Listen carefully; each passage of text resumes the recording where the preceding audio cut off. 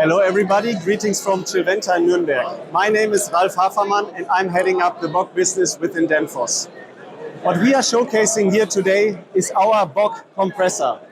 And we want to show it in a way that you shift your perspective on the need for refrigeration in a supermarket. So we have our well-known CO2 compressor, known for reliability and efficiency. And here in this setup, it is combined with the Danfoss drive. It is combined with the pack controller from Danfoss. And by this, we can really offer you the most energy efficient solution in the industry.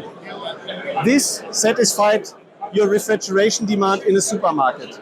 However, we actually want to go one step further. And this is what brings us over here.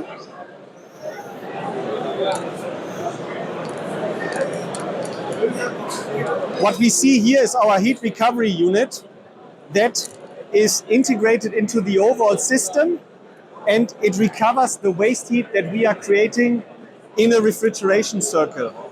And what it does in the end of the day, it is satisfying your heating demand in a supermarket basically for free, because you do all of this based on the waste heat that you are creating by actually providing your supermarket with refrigeration. This is what we want to do in Danfoss. We want to shift our perspective at the cold chain.